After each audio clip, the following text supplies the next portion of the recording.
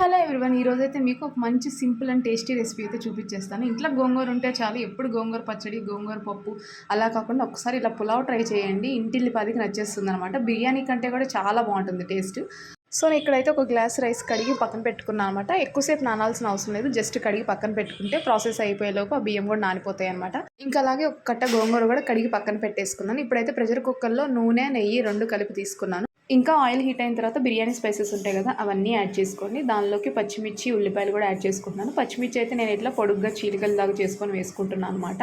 So వీటినైతే కొంచెం బాగా fry చేసుకుందాము. ఇవి కొంచెం ఫ్రై అయితే ఏంటంటే మంచి ఫ్లేవర్ అనేది వస్తుంది. కొంచెం ఆనియన్స్, పచ్చిమిర్చి కూడా బాగా ఫ్రై అవ్వాలి. సో దానిలోకి కరివేపాకు అండ్ అలాగే ఫ్రెష్గా దంచుకున్న అల్లం వెల్లుల్లి పేస్ట్ వేసుకున్నాను. ఎప్పుడైనా సరే మీరు ఇలాంటి స్పైసెస్ ఫుడ్ కానీ ఏమన్నా ప్రిపేర్ చేసుకున్నప్పుడు అప్పటికప్పుడు ప్రిపేర్ చేసుకున్న అల్లం వెల్లుల్లి పేస్ట్ అండ్ అప్పటికప్పుడు ప్రిపేర్ చేసుకున్న గరం మసాలా పౌడర్స్ ఉంటాయి కదా, అవి యూజ్ చేస్తే ఏంటంటే ఇంకా మంచి ఫ్లేవర్ అయితే వస్తుంది మన ఫుడ్కి. సో అలాగే కొన్ని జీడిపప్పు అండ్ కొంచెం పసుపు అండ్ లాస్ట్‌లో కొంచెం కొత్తిమీర యాడ్ చేసుకొని వీటన్నిటిని కలిపి ఒకసారి అయితే ఫ్రై చేసుకుందాము.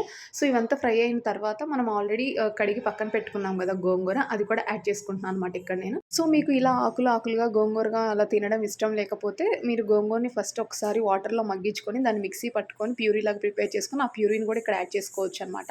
సో సేమ్ మనకి టమాటా పులావ్ కానీ, అలాగే పుదీనా పులావ్ కానీ, ఇలా గోంగూర పులావ్ కానీ ఏదైనా సరే అలా ప్యూరీస్‌గా చేసుకొని యాడ్ చేసుకుంటే పులావ్ అనేది టేస్ట్ మాత్రం అదిరిపోతుంది. సో ఇంక ఇక్కడైతే గోంగూర అంతా వేసిన తర్వాత మంచిగా స్మాష్ చేసుకుంటున్నాను. అది బాగా బాయిల్ అయ్యి స్మాష్ అయిన తర్వాత సాల్ట్ అలాగే గరం మసాలా పౌడర్ కూడా యాడ్ చేసుకున్నాను. సో ఇక్కడ నేనైతే స్పెషల్‌గా ఏం ధనియాల పౌడర్ యాడ్ చేయట్లేదనమాట. నేను ధనియాలు, చెక్క, లవంగా అన్నీ కలిపి పౌడర్ లాగా చేసుకొని అదే యాడ్ చేసుకున్నాను ఇక్కడ.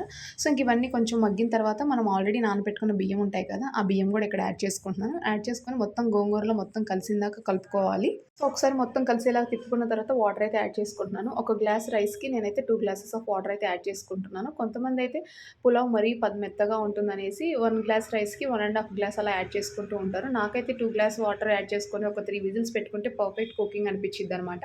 సో ఇక్కడైతే నేను మూత పెట్టేసి ఒక 3 విజిల్స్ అయితే పెట్టుకున్నాను. పెట్టుకున్న తర్వాత చూసారా మంచిగా వచ్చింది పులావ్ అయితే. ఆ ఫ్లేవర్ అయితే అదిరిపోయిందనమాట అసలు. మూత తీస్తుంటేనే స్మెల్ వచ్చేస్తుంది ఎప్పుడెప్పుడు తిందామా అనేసి. సో ఇక్కడైతే మంచిగా కుక్ అయిపోయింది. చూసారా నేను ఇక్కడ గోంగూర స్టార్టింగ్‌లో చెప్పాను మీకు అట్లా ఆకులు ఆకులు ఇష్టం లేకపోతే ప్యూరీలాగా ప్రిపేర్ చేసుకోండి అని. బట్ తినేటప్పుడు ఏంటంటే మనం అట్లా వాటిని స్మాష్ చేసినా మంచిగా రైస్‌లో కలిసిపోతుందనమాట పులావ్ అనేది. ఇక్కడ మంచిగా కుక్ అయిపోయింది. సో దీనికైతే కాంబినేషన్‌గా స్పెషల్‌గా ఏం కర్రీస్ కానీ ఏం ప్రిపేర్ చేసుకోవాల్సిన అవసరం లేదు. కొంచెం రైతా యాడ్ చేసుకొని తింటే అదిరిపోతుంది. సో ఇంకా ఆ రోజైతే ఇంట్లో చికెన్ ఉంది కాబట్టి చికెన్ తోటి తిన్నాను. చికెన్ విత్ గోంగూర పులావ్ అయితే కాంబినేషన్ మాత్రం నెక్స్ట్ లెవెల్ ఉంది. అండ్ లాస్ట్‌లో మాత్రం పెరుగు చట్నీతో మాత్రం అస్సలు మిస్ అవ్వద్దు. పెరుగు చట్నీతో మాత్రం టేస్ట్ ఇంకా బావుంటుంది. సో మీరందరూ ఒకసారి ట్రై చేసి ఎలా ఉంది, ఏంటి గోంగూర పులావ్ అనేది కామెంట్ చేయండి. సో అంతే వీడియో. Thank you for watching. Bye bye.